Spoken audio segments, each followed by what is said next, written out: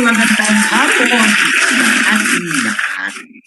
Miyerkules naman, 3:00 ng hapon. So nandito naman tayo sa isang bagong episode ng Inklinasyon. Mapalad tayo na meron tayong mahalagang panauhin sa hapong ito na kanyang ibabahagi sa atin. Ang Persons with Disability Affairs Division ng Mandaluyong City. Ang PIDAD ng Mandaluyong City ay isa sa mga nauna na division na naglilingkod sa mga tao at mga batang may kapansanan. Kaya sa ating pagsimula ng ating bagong episode patungkol sa mga Persons with Disability Affairs Office, ating pinili ang ating kaibigan na siyang namumuno ng PIDAD ng Mandaluyong City. So let's welcome Miss Wina Marquez dito sa episode ng Inklinasyon. Kasama din natin dito, syempre, yung ating co-host, si Miss Janine, ang ating sign language interpreter, si Teacher Aisel, si JM, si Ina, at ang iba pang core group ng Samahang Inklinasyon. So sa panimula, Miss Janine, paki-introduce nga ang ating panauhin sa hapon. Maraming salamat po, Sir Ranil. Una po, bumabati muna po ako sa ating mga tagapakinig, sa ating po mga May shout out manonood. tayo, Ma'am Wina. Opo, ng isang maulan, pero po mapayapang hapon po sa inyong lahat. Sana po ngayong medyo maulan, Sir Ranil, marami pong mga tao nagkakasakit, lalo po si Miss Jen, get well soon. Ako po medyo sinisipon-sipon kaya medyo ngungo po ko, tahimik. Pero yun nga po, magandang hapon po sa inyong lahat. Nabanggit na po ni Sir Ranil yung kung sino po yung ating mahalagang panauhin ngayong hapon na ito. Si Miss Wenny Marquez, siya po yung PIDAW head po ng Mandaluyong City. She is also a graduate of BS, Bachelor in Science in Nutrition and Dietitian ba to? Or and master po in Education, Special Education and Public Administration. Gaya nga po na nasabi ni Sir Rinil, ang ating pong panauhin, siya po yung nauna at nagpasimula po ng PIDAD or Persons with Disability Affairs Division in Mandaluyong. So she's been in the service for 10 years now. So she decided to choose to live her life here in the Philippines rather than being with her siblings or Ranil sa abroad and have this high-paying profession. But she is really committed in advocating and serving not only persons with disability but especially children with disability. She also has the skills in sign language interpretation. So she learned that when she was 14 years old. And she's also helping the people with cerebral palsy and people using wheelchair and other people with physical mobility disability in their wheelchair specialist, so in assistive device. And she's also very prominent leaders in our disability sector. She received an award year 1998, sir. I know, Sir Daniel, she's really your friend. She received an award 1998. Um, I'm reading po the bio note.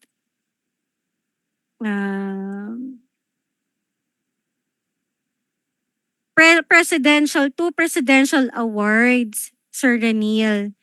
And the 1998 Apolinario Mabini Award and the Service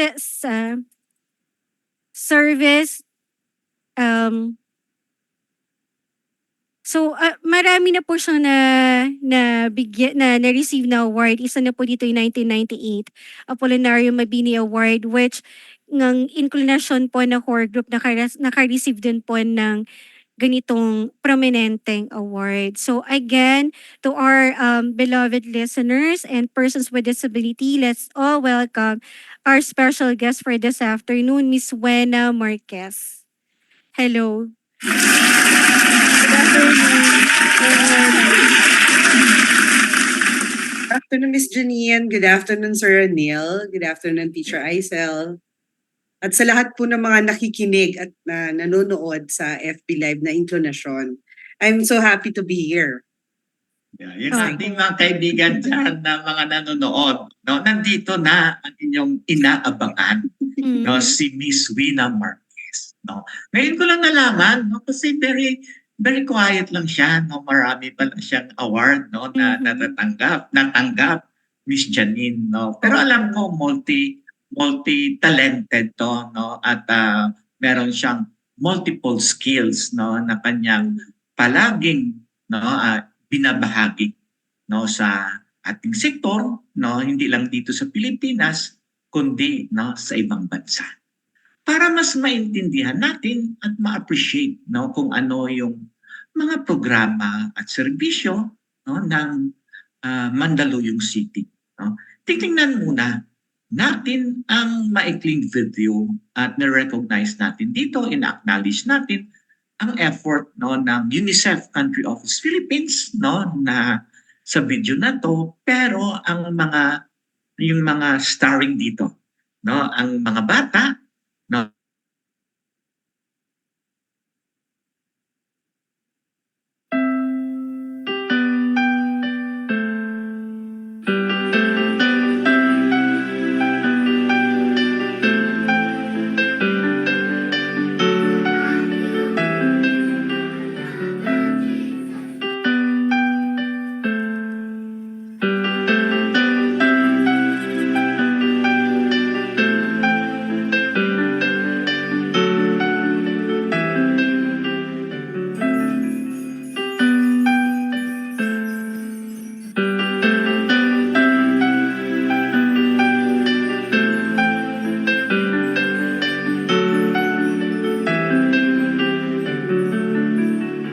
I am Esther, and this is my ability.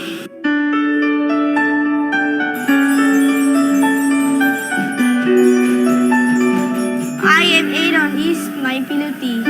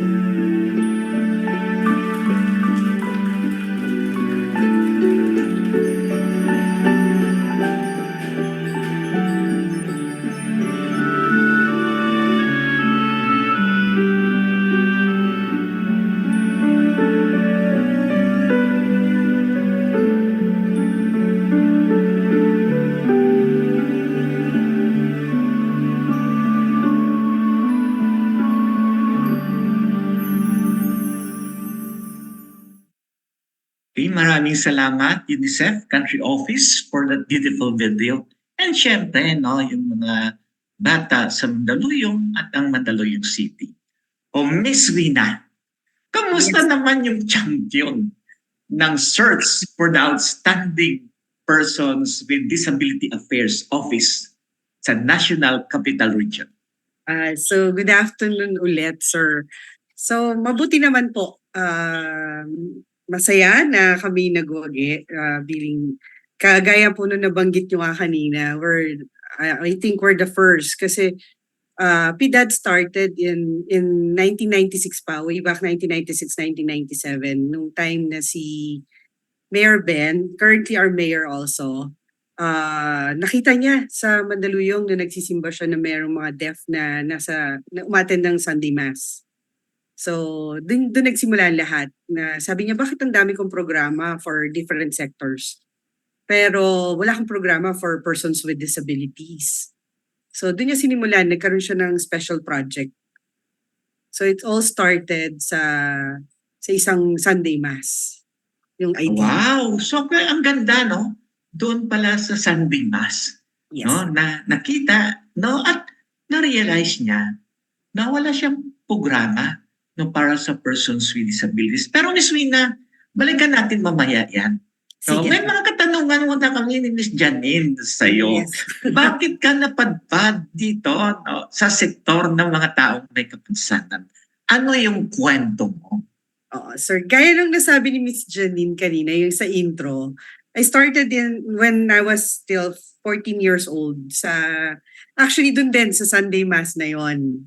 Na high Oh, school pa lang ako nun, sir, na naging interesado ako dun sabi ko may nagsasign sa harap ng simbahan, sa may altar, may nagsasign dun. Sabi ko, bakit parang ang cute, ang gandang, gusto kong matutunan. So, that time, si Bong, siya yung interpreter for that Sunday Mass, Bong Bugayong. He also became the head of si PDAD. Kuya Bong Bugayong. Yes, sir. So, he also became the first head of the PDAD in way back 98, even for the special project. So, in-invite niya na rin ako. So, ikaw po ako, pinanonood ko siya. So, sabi niya, mag-ano ka? Try mo, tuturuan kita. So, sa Sunday Mass na yun, nagpapalitan na kami. Tinuruan niya ako, then ako nag-aral na rin ako mag-sign. I even went to Baguio para mag-aral kay Father Luke Mortgard ng sa Sunday. Oo, kay Father Luke. Oo, Yes, yung yes, isa sa sir. mga haligi, no, ng disability sector din, si Father Yes, Luke. sir. Okay. So, dun nagsimula lahat. Tapos, hanggang nag-aral ako, nakagraduate ako ng high school, ng college. Tapos, bigla na out of the blue, may... Yung ano ka pala, nutrition and Yes, sir. dietetics ka pala. Opo, I'm a licensed nutritionist dietitian. So, wala, ang layo. Initially, I wanted to go to med school. Pero, sabi ko, Wow! hindi ito yung para sa akin. So, after noon, may nag-encourage sa akin, take up a master's degree in special education. So, sabi ko, sige, try ko para greener pasture. So, nag-aral. Tapos, inalok ako ni Kuya Bong noon, Kuya Bong Bugayong, na work with us kasi we're developing a program. Yung community-based na wherein we need a itinerant special education teacher that would go to different barangay para to educate children. So, sabi ko, sige, 2 years. Sabi ko, bibigyan ko yung sarili ko ng 2 years. Tapos hindi ko namamalayan, 20 years na pala. Wow! 2 20 years dekada from na pala. that day na he invited me na napasok po ako sa local government. Now, I'm on my 21st year serving the local government of Mandaluyong. So Yeah. yun, dun Miss nagsimula lahat. Janine, may katanungan ka kay Miss Wina? Opo. Kasi pwede sinabi nga niya, she's been in the local government unit ng Mandaluyong for 21 years. So, interesado po siguro yung mga makikinig natin, Miss Wena, kung paano po natatag yung Persons with Disability Affairs Division ng Mandaluyong, kung ano po yung background at ano po yung mga dahilan bakit niyo po naisipan itatag yung PDAD po sa inyong LGU. Actually, that time nung nagawa po yung PDAD, estudyante pa lang ako. So, there's a group of Okay. persons with disability headed by Kuya Pete Manyo. I Mm. know Ah. everybody knows him na very popular na personality in terms of disability advocates. So, si Kuya Pete po, together with Bong Bugayong, they had a meeting with Mayor Ben. Na, yun nga, dahil gusto ni Mayor Ben magkaroon ng proyekto. So, it started as a special project. So sila nag-lobby na magkaroon na magsama-sama lahat ng PWD, then they came up with a medium-term development plan. Na ano ba yung gusto ng sektor na mangyari para sa mga programa ng Mandaluyong para sa persons with disabilities. So doon po na nagawa yun. Tapos nilabi nila na ito ay maging isang permanenteng opisina. So dumating yung 1997. Tapos nung 1998, syempre magkakaroon ng election. So election ban. So hindi pwedeng gumawa ng ordinansa establishing an office. So na-pending siya na for some time. And then when Mayor Benhar Abalos, now the Secretary of the DILG, nung naupo siyang mayor ng 1998, first time na mayor, doon din yung first time na nag-create ng isang city ordinance na kung saan nakasaad dun sa city ordinance, it's City Ordinance 193 series of 1998, na nakasaad po doon yung plantilla position for the head as well as yung staffing pattern. At meron ding allocation ng pondo para sa lahat ng programa na gagawin for persons with disability. So makikita natin na 1998 pa lang, nagkaroon na ng isang permanenteng opisina na may city ordinance na, kasi naisip din ni Secretary Benhar that time, ayoko na maging special project lang siya. Gusto ko isang permanente. Hindi natin alam, mapalitan man kami dyan, at least permanente to, na tuloy-tuloy yung magiging serbisyo. Hindi siya pag naisip ng susunod na mayor na ayoko na tong proyekto na to, pwedeng mawala. So ginawa niya is to maging sustainable yung opisina, na meron siyang plantilla position, merong budget allocation. Mm. Ay, Ganun natandaan yung ko nangyari pa, sa no? kanya. Nagbibisita ako doon, no? Doon sa Mandaluyong. Parang ang liit, no? Ang liit, parang ang liit pa ng opisina. Natandaan ko, umupo doon si Bong, no? Si Kuya Pete, at may isa pang wheelchair user, no? Si Na Kuya nandoon Cesar. din, no? Yes, sir. Yun, si Cesar. Kuya Cesar. Parang nauna na ata sila sa atin, no? Actually, both of them. Si Kuya Cesar at si Kuya Pete po. nagpaalam na, no? Nagpaalam na Yes, sila. No? So mga tagapakinig, no, ng intonasyon, no, makita natin dito na mas nauna, no, ang ordinansa, no, creating the PIDAD kaysa Republic Act 10070, no. So kaya, no, ang programa, no, ng Mandaluyong City ay nag-evolve din, no, kung ano na, no, yung mga magandang program and services ng PIDAD ng Mandaluyong City. Pero kung matandaan mo, Ms. Wina, paano kayo nagsimula? Ano yung mga simple lang dati, no, na mga programa at serbisyo ng Persons with Disability Affairs Division ng Mandaluyong Based City? dun sa mga nabasa kong sir records, kasi way back 1998 pa yan. So may mga advocacy campaigns na ginagawa. They do fun run para to advocate yung mga rights ng persons with disability, for the community to become aware about disability. So yun yung ginagawa po nila. Tapos nagkakaroon ng mga drives sa school, mga seminars. They conduct seminars sa different schools dito sa Mandaluyong. Tapos they do have a livelihood program. Tapos on education, they monitor din nila that time. Tapos yung assistive technology, kasi it's all started with the medium term development plan. So ginather nila yung mga leaders dito sa Mandaluyong. Kasi paano mababalang kasi ng isang programa? Kasi sabi nga, 'di ba, nothing is about us without us. So kailangan sila ang magsabi, ano ba ang kailangan naming programa? So doon po sinimulan lahat na ano ba ang kailangan gawin? We need a therapy. So they coordinated with that time yung organization Kampi, na nagbigay sina Ma'am Hazel noon ng therapy program dito sa Mandaluyong on a community base, na naka-stack yung stimulation and therapy activity center. Nagkaroon na naka-base sa dalawang barangay namin dito sa Mandaluyong. Inabot ko pa nung pumasok na po ako dito sa city. So that's before Project Teach came into picture. So din po, so nakita doon na kailangan ng mga bata ng isang therapy. So kaya nakipag-ugnayan doon sa organisasyon ng Kampi.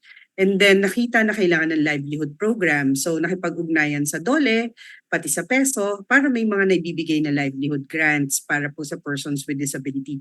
In terms of education, nagkaroon ng pakikipag-ugnayan sa DepEd para makita paano ba ang sistema ng that time ng special education. Paano na ipapasok ang bata na nagta-transition from sa community, going sa special education sa mga public schools.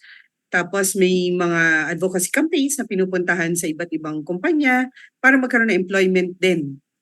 Like sa bench, that time meron din partnership with Happy Toothpaste. So ganun karami po yung mga programang ginagawa. Like nakikita po natin sa screen ngayon yung mga livelihood program natin. Currently, ito po yung mga programa na meron kami existing. Pero yung previously, it's all based on the medium-term development plan po na ginawa ng mga persons with disability as well as the other stakeholders. So Ms. Rina, no, paki-elaborate no sa ngayon, no, ang mga programa at serbisyo no ng Yes. Mandaluyong, no, na nag-evolve, no, from dati, no, based doon sa medium development goals ba, medium development plan, Plans, sa ngayon, yes. no, ano na yung mga updates, no, ng mga programa at serbisyo ninyo para sa mga tao at mga batang may kapansanan. So sir, kung titingnan natin yung mga programa namin, it's all based on the Magna Carta. Na yun yung nagiging somehow Biblia namin. Na ano ba yung mga programa aside from consultation with the sector, sa sector po ng mga taong may kapansanan. So ang una namin would be on data banking kasi napaka-importante po ng data. Data-driven kasi dapat ang mga programa na ano ba ang meron? Ilan ba ang babae na may kapansanan? Ilan ang lalaki na may kapansanan? Ilan ang bata? Ilan na ang senior citizen na may kapansanan? So, ang ginawa po namin is, humiwalay kami from the traditional na DOLE. Yung DOH na profiling. Gumawa kami po ng sarili namin. So, meron din kaming data ng ano yung mga non-government organizations na nagbibigay ng tulong o suporta sa mga sa mga persons with disability. Meron din po kaming data na mga private corporations. So makikita po natin sa screen, ito yung form na ginagamit namin. So nakalagay po dyan yung sino na ba yung nag-aalaga sa kanila, sino yung, bukod pa dun sa in case of emergency, ilan ang miyembro ng pamilya, yung magulang nila, meron bang primary caregiver, kinukuha din po namin dyan, member ba sila ng 4-piece, member ba sila ng solo parent. Yeah. Kasi gusto po namin makita na ano yung mga natatanggap nilang benepisyo sa local government. Gumagamit ba sila ng assistive device? Ano-anong klase ng assistive device ito? Kasi nakita po namin na paano pag nagkaroon ng isang disaster at ang isang tao na may kapansanan, kakailanganin niya. Like a person who has visual disability, kakailanganin niya ng cane. Paano pag nagkaroon ng disaster, ano ibibigay namin sa kanila? So binibilang namin ito at pinaghahandaan po namin to. So gano'n na ba karami ang mga kailangan ng hearing aid? So kailangan nakalagay din doon, tinitingnan namin na pwedeng maaaring masira ito sa kanilang paggamit. So meron din So po kami. Ms. Rina, no, Yes, sir. napakaganda yung ginawa, no? In-enhance ninyo no, Yes, sir. yung profiler ninyo at ginawa niyo siyang basihan no para mag-come up ng relevant no and appropriate services no for your constituents with disabilities no. Maliban doon no dito sa data banking ninyo. Ano pa no yung iba niyo pang mga programa? Sir, we're also into yung paggawa ng mga advocacy activities, like yung pagpa-participate nila sa different disability celebration. Pero yung mga programa na ginagawa namin nun, like for example, for Cerebral Palsy Protection and Awareness Week. So hindi namin yun na magkakaroon lang kami ng walk, ng ganito. Ang ginagawa namin is hindi na kami nagkakaroon ng walk kasi marami ng tao sa Mandaluyong are aware about disability. So ang ginagawa namin is, ano ba ang kailangan nila? They would be needing wheelchairs, they would be needing medical assistance. Baka yung bata hindi nadadala sa isang specialista. So we invite specialists. We invite yung mga dentists na i-check yung ngipin. Kasi karamihan sa kanila umiinom ng mga maintenance medicine na nakakasira ng ngipin po ng mga bata na may disability. So pinapalagyan namin sila ng fluoride for prevention. Kasi mahirapan din silang kumain. Mahirapan din. So yung nutrition nila magiging problema namin in the future. So more of prevention kami na yung susunod pa na pwedeng mangyari sa kanila. Then we also provide yung mga diapers sa kanila, maintenance medicines, na kung kakailanganin ng pamilya, lalo na po nung time ng pandemic. So, minonitor namin karamihan sa kanila, halos lahat ng sino ba yung mga kailangan. We're also into nutrition education. Kasi kailangan din ma-monitor natin yung nutrisyon ng mga bata, even the adults with disability. Kasi karamihan sa kanila hindi nila alam ano ba ang tamang kainin. Baka lagi lang nakaupo at nakikita natin obese na pala. So madadagdagan yung kapansanan nila aside from having this disability like ang bata na may Down syndrome. Dahil hindi tama yung nutrisyon na natatanggap niya, baka magkaroon ng dagdag na sakit sa puso. So, mas magiging problema natin. So, we're also into oral health care. So, yan po makikita natin na we educate the parents, we educate the persons with disability regarding yung proper brushing para ma-maintain yung magandang ano. Kasi pag nasira ang ngipin natin, may tendency na pati ang nutrition natin madadamay. So, ilan lang po ito. Tapos meron din kaming on employment. We also monitor the employment. Miss Janine, Yes. no, pinapakita sa pictures Ay, kanina, opo, sorry. yung mga dental activities no ng Mandaluyong City, no, tini-check no yung ngipin no ng mga batang may kapansanan no ng dentist no para sa ating mga tagapakinig no na mga blind no Yeah. sinasabi din describe ko lang Miss Rina no kung Yes. ano ang nasa picture no kanina. Pero I think no mas may isa talaga na natatangi no sa Mandaluyong City. No at itong itong initiative ninyo, ito yung na-recognize no ng United Nations no. Pakibahagi no Miss Rina kung ano ang initiative na to na ang buong mundo no ay kinilala ang inisyatibo na to ng Mandaluyong City. Opo. Meron kasi kami yung Project Teach or the Project Therapy Education Assimilation for Children with Handicap. So magaling kasi kami mag-acronym kaya naging Project Teach. Basically, it's a therapy program. It's a multi-sectoral collaboration. So ibig sabihin, ang sektor ng kalusugan or sector of health, yung sa DepEd, nandiyan din ang aming Public Information Office, yung mga barangay, mga PWD coordinators, non-government organizations, at kasama ang PIDAD, kasama ang Mandaluyong Manpower Development Training, Vocational Training Center, kasama rin namin yung Reach Foundation. So that time, si Mayor Benhar Abalos din, si Secretary Benhar, came up with the Project Teach together with Sir Archie David, Professor Archie David, na gumawa po sila ng isang therapy program na kung saan magkakaroon ng libreng developmental assessment, libreng therapy sa speech, occupational, tsaka physical therapy, libreng special education tutorials, at pati kung ano man yung support regarding special education that time.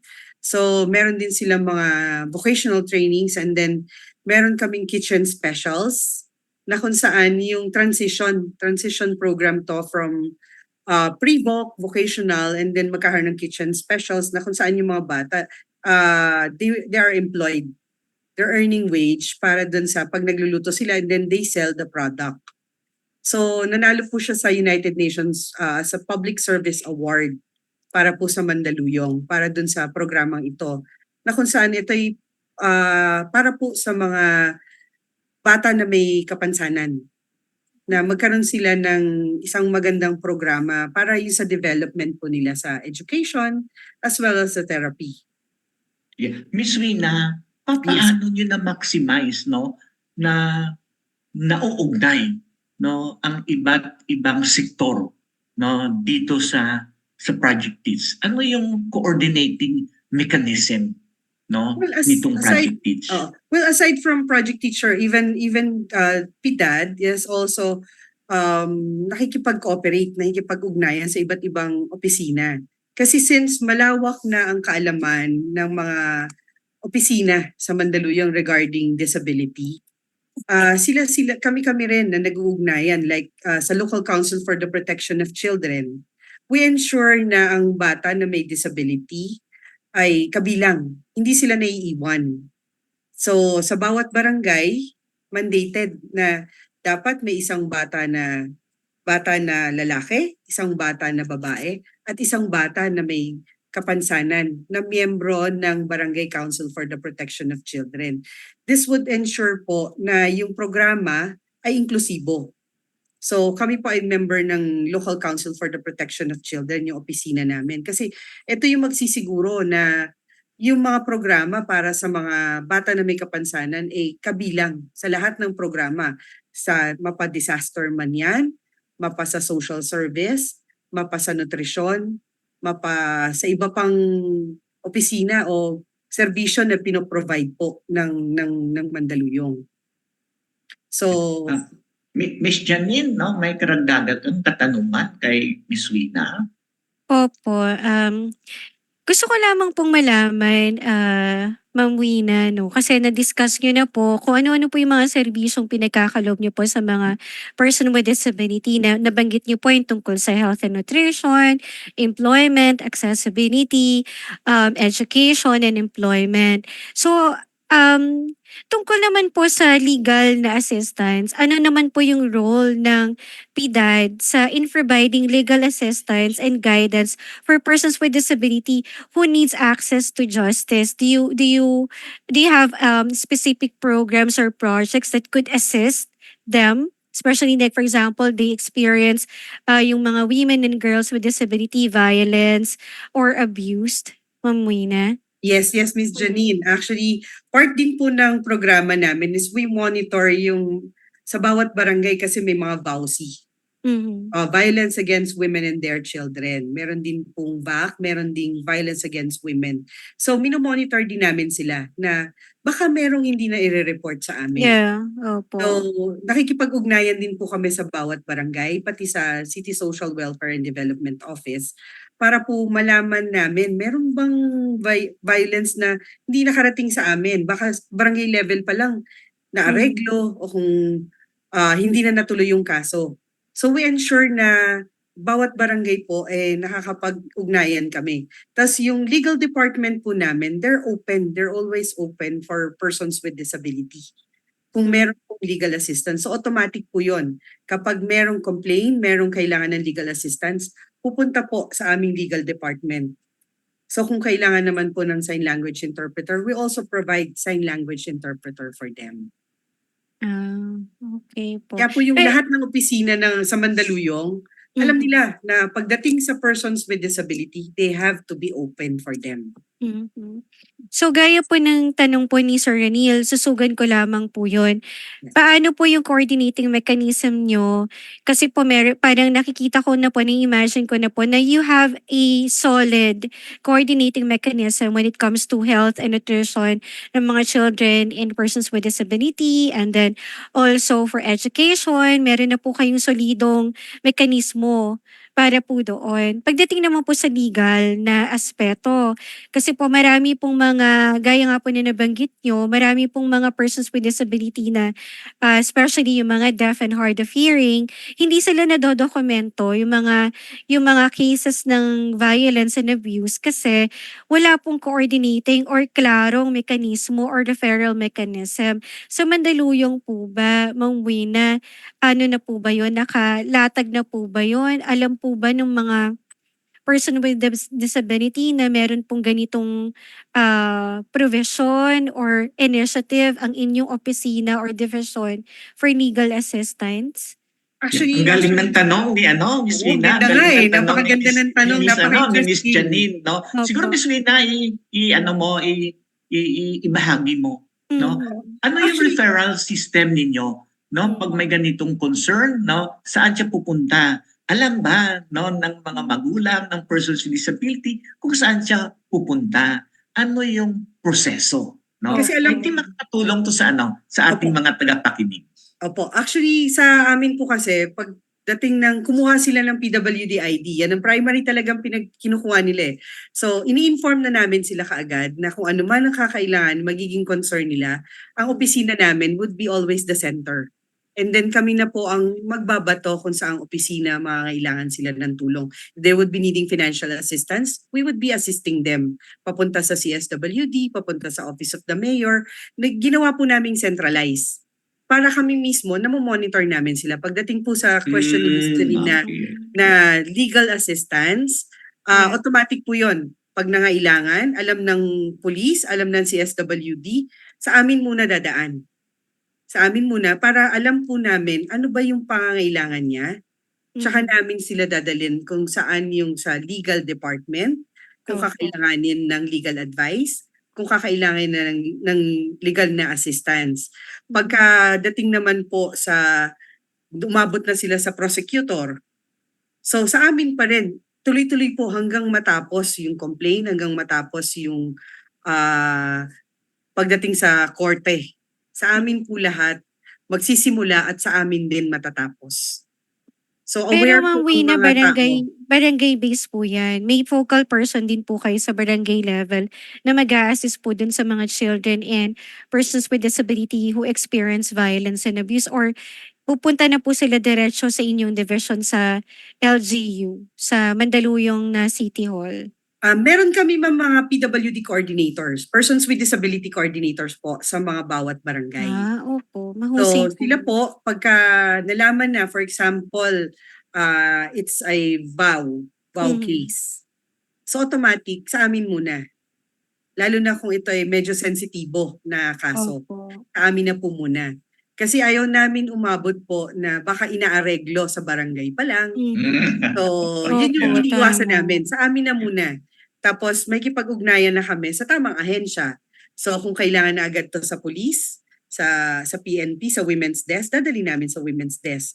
Mula po doon hanggang matapos ang case, nakasuporta po ang aming opisina. Yeah. So sa Ito yung barangay, isang magandang tanong din, no, para kay Ms. Rina. yes sir. Paano mo na maximize, no, yung budget ng ibang opisina, no, para ma-augment, 'di ba, yung budget ng PIDAW, no, ng PIDAD. Kasi 'di ba, limited din yung yung budget, no, ng iyong opisina. So paano mo, no, na ma-maximize, no, na makatulong, no, yung mga nakalaan na budget ng iba't ibang division or opisina sa Mandaluyong? Actually sir, it's a matter of tamang pakikipag-usap lang. So yun nga, we could get budget from the Local Council for the Protection of Children kasi we assert na bata, kahit sinong bata na may kapansanan, bata na walang kapansanan, they should have a budget. They should have an activity or a program na para sa kanila. So kanino namin pwedeng kuhanin? Pwede kaming kumatok sa LCPC. Pagdating naman sa gender and development, nakasaad naman sa Magna Carta of Women na dapat may programa para sa persons with disability. So doon po namin kinukuha yung ibang budget. Pagdating naman sa disaster, may 5% sila, ang laki ng budget ng disaster. Bakit hindi natin kuhanin yung disaster programs natin from the CDRRMO? So yung budget na para sa amin, it's intended talaga para sa mga activities, programs, and services namin na hindi na namin pwedeng kuhanin sa iba't ibang opisina. So, kaya na-maximize po namin. Pagdating sa bata na may disability, kukuhanin namin from LCPC. We get support from the Local Council for the Protection of Children. Then, kumukuha din kami o humihingi kami ng budget din coming from the health. Like yung sa mga vaccinations, sa kanila kami kakatok kasi nasa kanila ang pondo regarding health. Mhm. So, hindi na kami nag-allocate ng budget for health services kasi nasa health na. So parang sinasabi mo, Ms. Rina, no, titingnan ano ba yung mandato, no, ng bawat opisina. At Yes. kung may budget sila doon, utilize, no, Yes, sir. their budget. And Opo. also based on their mandate for health. Mhm. Then Yes, sir. yung health ng persons and children with disability, DRR, basta ang sinasabi natin, dapat inclusive lahat Yes, sir. dito. At magpo-provide din sila, no, ng kanilang budget, ng kanilang programa at serbisyo sa mga persons, no, and children with disabilities. Okay. So, Ms. Rina, no, Yes, sir. ano ang sa karanasan mo, ano ang nakakatulong, no, para mas magiging maganda ang programa at serbisyo ng inyong PIDAD? Sir, kailangan talaga it's collaboration. Kasi sabi, lagi ko iniisip, no man is an island. Hindi pwedeng ikaw lang, hindi lang pwedeng pidaw lang, pidaw. Kailangan mo rin yung ibang sektor, kailangan mo rin ang ibang opisina para tumulong sa'yo. Kasi hindi kakayanin ng pondo mo ng pidaw lang para mapagalaw mo lahat at matulungan mo ang sektor. Kailangan mo rin ng tulong ng galing sa iba't ibang opisina. Kasi may may malalaking pondo. Meron din naman na dapat, yun nga yung katulad ng sinasabi niyo, sir, inclusive dapat. Kasi dapat may porsyento lagi or dapat kasali sila. Binibilang lagi ang mga tao na may kapansanan para sa lahat ng proyekto ng pamahalaan. So sa amin po, laging cooperation and collaboration with different offices. Yun yung that gives us success. Tapos ayusin mo lang yung tamang sistema ng referral na naging ano na kasi, kumbaga parang na-imprint na sa kanila sa bawat opisina na pagdating sa may kapansanan, dapat pag nagprograma si Health Department, dapat meron parte nito ang tao na may kapansanan. Pag nagprograma si PESO, like nagkakaroon ng special program for employment of students, may 10% lagi na allotted for youth with disability. So, ang nangyayari po tuloy dun sa SPES namin, nadadala namin sila sa iba't ibang opisina. So, mas nagiging bukas ang puso, ang kaisipan ng mga empleyado po ng local government pagdating sa disability. So, mas naiintindihan nila na, ay oo nga, kailangan ko maglaan, kailangan ko nga gumawa ng proyekto. Pagdating sa civil registry, even the civil registry, sir, pag alam nila na may disability, walang binabayaran. Wow! Wow. Yung ultimo notaryo, merong kasalang bayan. Halos wala nang gastusin sila. Kukuha lang sila, magdadala lang sila ng birth certificate nila. Notaryo galing sa civil registry, lahat-lahat. Legal department, they also provide libreng notaryo. So pag may nawawalan ng PWD ID, tuturo lang namin lagat sa legal department po. Kasi wala na silang babayaran. Yeah. Magpapampo na lang ako dyan, Sir Raniel. Hindi. Miss Janine, ang iba tayo sa Makati, di ba? Ay, magpapampo na po ako ng Mandaluyong. Para makalibre. May karagdagan ka pa bang katanungan kay Ma'am Wina? Opo, kasi po 'di ba natanong niyo na po Sir Raniel, ano po yung mga nakakatulong upang ma-augment or matulungan pang lalo yung mga factors and indicators and yung mga sistema po nila para matulungan pa po at mapalakas po yung mga programa at serbisyo. Ang tanong ko naman po, Ma'am Wina, ano-ano naman po yung mga naging hamon at naging balakid ninyo po upang mapatupad po itong mga programa at serbisyo nyo para sa mga tao at batang may kapansanan at paano niyo po yun na pagtagumpayan? Honestly, ang nagiging problema namin minsan, participation. Participation, like nung Participation po ng mga persons with mga disability. taong may disability. Sila Tama. mismo nagiging namin, i-invite namin sila maglalaan. Like for example, nagkaroon ng health fair sa City Health. So, nilaanan kami ng 500 slots. Hindi namin na-achieve yung 500 slots. We would be announcing it, mag-i-invite kami. Di sila darating. Yung iba, makukuha yung ticket para doon. Kasi syempre, you have limited slots lang. So 10% would be allotted to us. Hindi sila darating. So minsan na hinihinayang kami na nasasayang yung programa. Ibinababa na namin sa barangay. Minsan hindi sila nakakarating. Pero sa inyong panagay po, Ma'am Wina, sorry to cut you off. Kasi Yes, isa din pong malaking hamon po yan.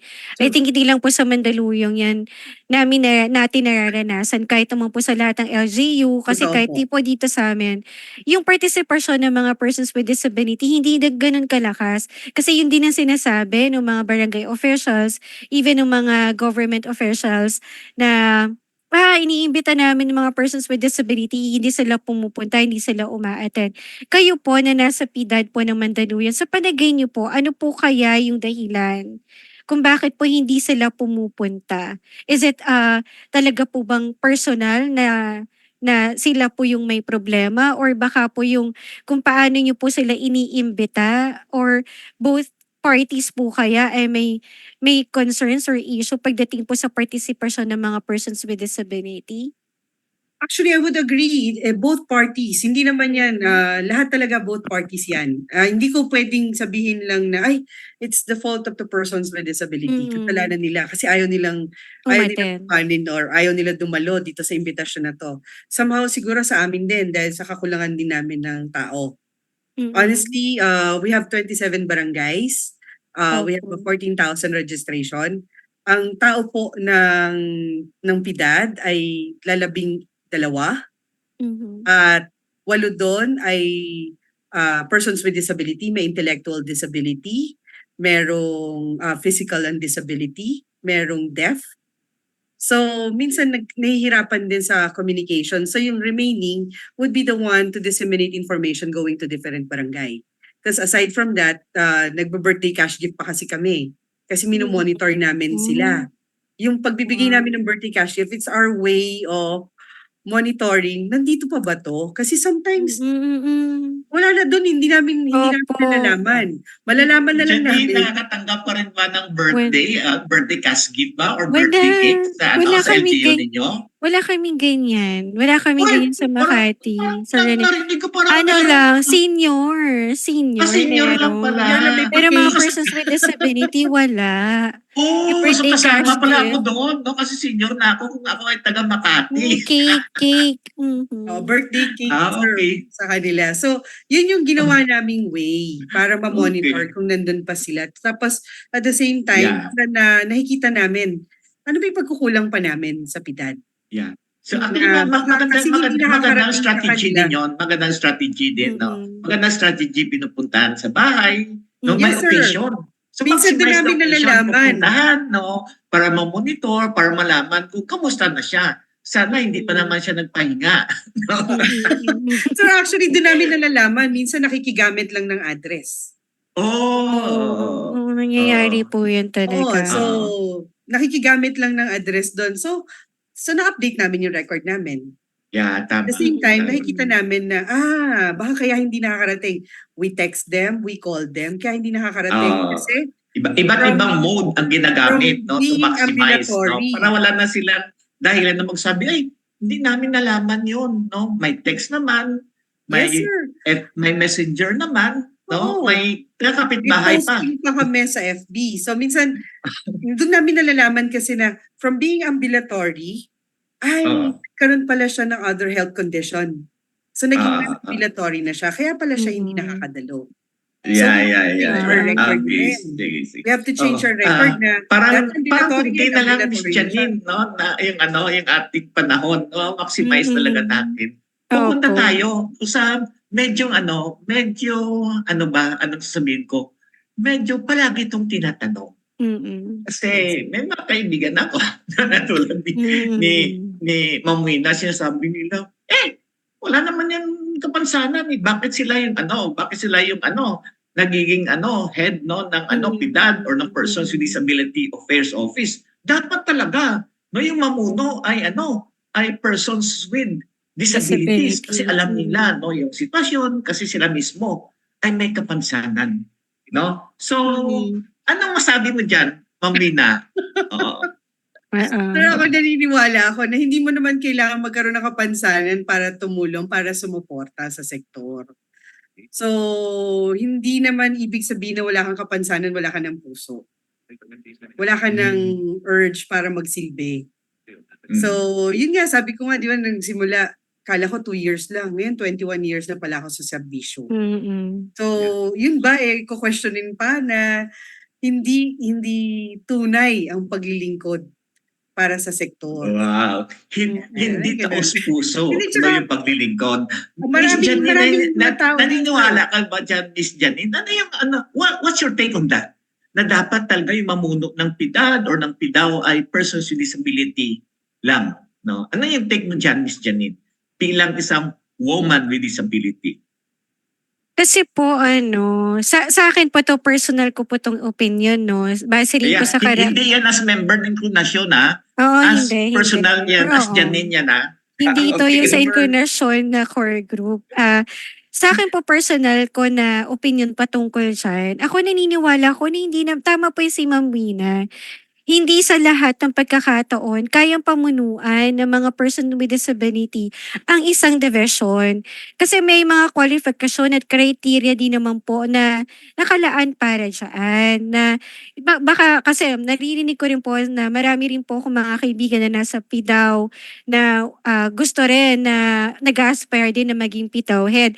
Ang lagi ko pong tinatanong, hindi po to yung pang-deflate po ng kanilang ego or ng kanilang confidence. Tinatanong ko, ano ang criteria at kwalifikasyon mo na sa tingin mo kaya mong pamunuan ng isang dibisyon? Hindi po 'yan yung lagi sa ano, kasi po ako, personally hindi ko kayang maging PIDAW head kasi kulang yung una, kulang ako sa karanasan.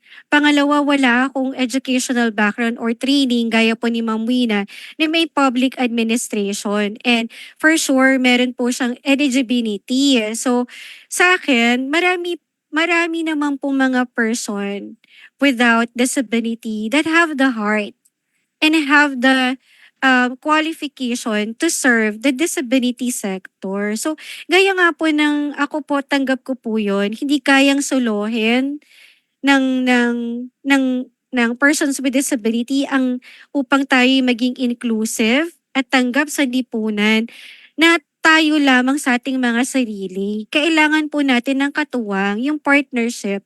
Ang hiling lamang po, ako po, personally, ang gusto ko lamang pong iparating sa mga taong gobyerno at lalo na po sa mga nakikinig na ituring niyo po kami, given hindi kami qualified for the position or hindi kami qualified for a specific work that we would like to achieve in life. Pero sana, bigyan kami ng oportunidad na maging partners. Hindi po beneficiary lang ng programa at serbisyo. Yun lamang Yeah. po yun eh. Bigyan kami ng Yeah. boses. Yun po Yeah. yun. Yeah. Sir In Rene. short, no, dapat magiging rights-based tayo. Mm-mm. Base doon sa kakayahan, no, sa kwalifikasyon. Hindi Opo. dahil no na may kapansanan ka, ikaw na yung may karapatan Opo, na maupo tama. doon. No, Mm-mm. may siguro may criteria din no na dapat tayo susundin Sundan. o kung kwalipikado, no? At base no doon sa ating sinusundan sa batas din, no? Pwede din, no? Yung mga persons with disability kasi marami din mga persons with disability na qualified, no, to become no the head The of a head. certain office, Mhm. whether PIDAW or not PIDAW office. Pero dapat titingnan din natin no na we are qualified, no? At Opo. dapat mag-ano din, gumawa din tayo ng mga hakbang para mas ma-improve din no yung ating kakayahan, yung ating competency no to head no this kind of office kasi hindi lang to simple, maraming Opo, mga tama. competencies no ang Mm. hinihingi ng opisinang ito, no? So I Opo, think tama. doon tayo no sa perspective ngayon na nanggagaling. Tama Anyway, po kayo, sir. no, siguro no last na lang to no Ma'am Wina kasi kilala kayo mismo no sa na magaling no sa mga participation, no, especially participation of children with disabilities, no. Papaano? Ano yung nag-udyok sa'yo na take this opportunity na palaging no mag-participate no ang mga bata at may kabataan may kapansanan? At ano-ano na ang inyong mga narating no dahil sa participation ng mga children and youth with disabilities? Actually, sir, when I started being the head of the office, isa sa una naming ginawa is yung to come up with the Children with Disabilities Drum and Lyre. Kasi nakita ko na walang banda or walang music group na kinabibilangan ng mga bata na may disability. So, binuo po namin yung mga magulang, in-invite namin silang lahat na simulan natin na makakagawa tayo ng isang drum and lyre. Para pagka may mga parades, may mga bisita ang mayor, makikita nila kung how inclusive Mandaluyong is. Mm-mm. So, dun po namin sinimulan. In-invite namin, ang sinabi ko lang sa magulang, wala po kaming maipapangako sa inyo, kundi turuan ang anak ninyo na tumugtog. Yung pamasahe, hindi namin maibibigay yan sa inyo. Kayo po ang magdala. Kumbaga, ang bibigay niyo sa amin is mag-participate yung anak ninyo, kami po ibibigay namin sa inyo ay serbisyo. So, nung time na yon, hindi na-expect ng mga nanay, nung time na nakatugtog sila, lahat sila nag-iyakan. Lahat sila nag-iyakan na hindi namin na-expect na makakatugtog yung anak namin na may autismo, anak namin na deaf, makatugtog ng drum. Hindi namin na-expect yun, nakakapag-drums. At ngayon, nakarating na, nung mga nakaraang taon, nakarating sila sa Bangkok to perform for a drum-inclusive festival sa Bangkok po na invited kami ng APCD. So dahil doon, napakita namin. Tapos ngayon, regular na silang taga-welcome po ng mga bisita ng ating mayor. So pag may bisita, automatic nagpe-perform sila. Sino bang mag-aakala na ang bata na may kapansanan? So from there, binuo namin naman yung Parents Federation kasi different disabilities have different needs. Mm-mm. Iba't iba silang pangailangan. Hindi naman pare-parehas yan eh. Pare-parehas sila ng karapatan pero yung pangailangan nila would be different. Opo. So, kaya federate namin yung parents, sila nagtutulungan. Ayaw namin na, ay, paunahan tayo kasi mas marami kaming kilala as organization ng mga may autism. So, gusto namin sila lang ang mauuna. Hindi. Gusto namin pantay-pantay kayo. Lahat kayo tutulungan ng pamahalaan. So, ganun po yung ginawa namin doon. So, nakarating na sila sa Bangkok, nakakapag-perform sila sa iba't ibang programs na nai-invite po sila. Tapos yung question ni Sir Raniel na saan na ba ako nakarating, Mm-mm. naka sa Singapore po, yung Singapore Cooperation Program. Alumni po ako doon na nakapag-aral po ako tungkol sa programa ng Singapore regarding disability. So nakita ko po kung gaano kaganda ang programa na in terms of pagbibigay ng serbisyo. Tapos nakapag-training din po ako sa Bangkok para sa with APCD on Disability Inclusive Disaster Risk Reduction na kung saan binabahagi ko rin po sa iba. Tapos yung training ko rin po on wheelchair assessment.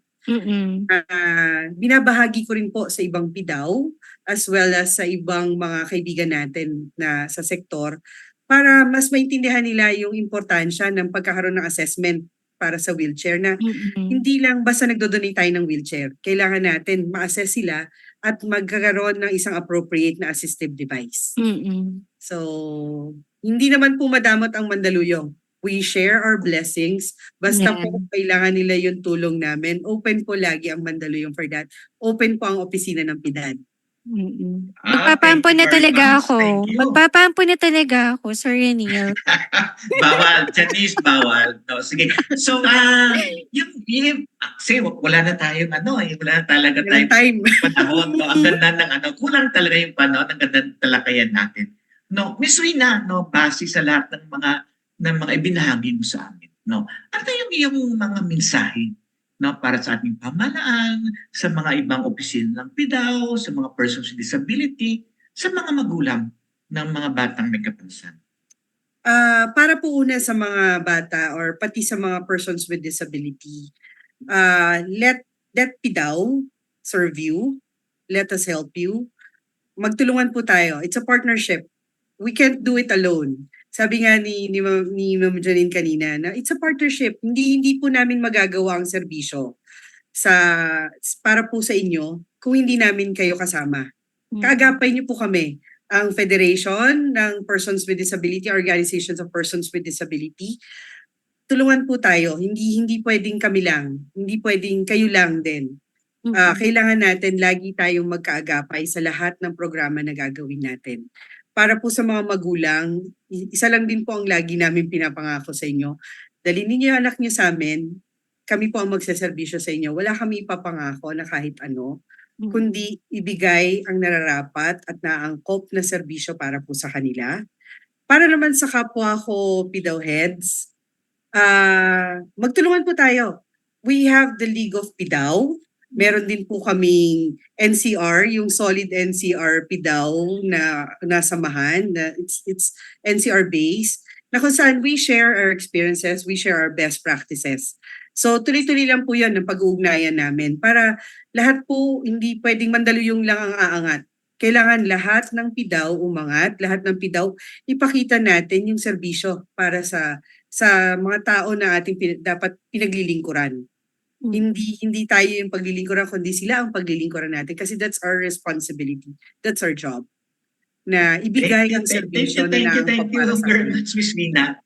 Actually, nare-recognize natin, no? Siguro yung may mga katanungan, no? May mga messages, no? Sa ating Facebook Live, no? Sige, i-gather namin yan, no? At saka sa susunod, no, na episode, pag mag-invite ulit tayo ng iba pang persons with disability affairs, no? Head, no? And then we will summarize, no? And we will ask your questions, no? Kasi dito sa inclination, ni-encourage talaga natin, no, yung participation, no, ng lahat, lalo na ang mga tao at kabataang may kapansanan. No? JM, meron ba tayong announcement? No?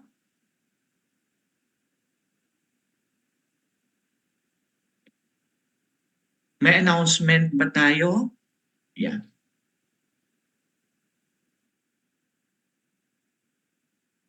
Hone your skills, gain experience, contribute to a meaningful cause.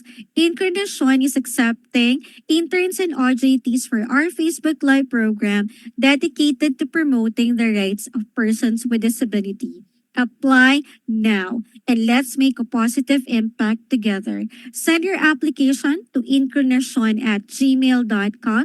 It's incarnation@gmail.com. incarnation@gmail.com and address it to Incarnation Core Group through our technical assistant, Joanna Marie David. May mga disability-related topics or issues pa ba kayo na gustong pag-usapan? Ano pang hinihintay ninyo? Makipag-ugnayan na sa Incarnation. Dahil sa Incarnation, laging may inklusyon. Ipadala ang inyong reaksyon, komento, rekomendasyon, or suggestion sa aming email address incarnation@gmail.com incarnation@gmail.com incarnation@gmail.com and address it to our Incarnation Core Group through our Technical Director, Ina Figueroa. We would like to thank our sponsors and partners, CBM Global Disability Inclusion, Philippine Coalition United Nations Conventions on the Rights of Persons with Disabilities or PCUNCRPD, INET Philippines, Norfield Foundation, CISO, Philippine Partnership on Children with Disabilities or PPCWD, Liliane Funds, Deafblind Support Philippines or DBSP, Philippine Chamber of Massage Industries for the Visually Impaired or PCMIVI, Provincial Government of Batangas, PIDAW Pangasinan, Regional Associations of Women with Disability or RAWWD Region 1, Mabini Movement, and of course, the ASEAN Enabling Master Plan 2025 Coalition. Thank you. Okay, nagpapasalamat tayo, no, sa ating special guest sa hapon ito, no? At syempre shout out, no, sa ating mga kaibigan na I'm sure, no, kasama natin sa hapon ito. No, ang Norfield din, no, ay nagpapasalamat sa suporta ng lahat, no, sa aming pagdiwang ng 40th anniversary ng Norfield Foundation, no, to build a better future for all children. Mga tagapakinig, isa namang episode na Incarnation ang natapos. Naway, no, marami kaming naibahagi sa inyo. Naway, no, may napulot kayo na aral patungkol, no, sa Persons with Disability Affairs Office. Naway magamit natin ang ating nakuhang impormasyon para tayo ay maglingkod sa ating mga kasamang persons and children with disabilities. Gagamitin natin ang kaalaman na nakuha natin sa hapong ito para mas paigtingin ang ating pagmamalasakit sa mga taong may kapansanan. At tayo ay nagpapasalamat sa ating panauhin sa hapon ito sa lahat ng bumubuo ng inklusyon kasi tayo ay naniniwala ng pagbabago ng lipunan ay kadahilanan ang pagtutulungan ng lahat. Dito sa inklusyon, tayo ay naniniwala na dapat walang maiiwan. Dito sa inklusyon, tayo ay nagkakaisa. Dahil dito sa inklusyon, magkaroon ng totoong inklusyon. At ang ating minimiti na inklusyon ay dapat hindi bukas, hindi sa makalawa, kundi inklusyon now na.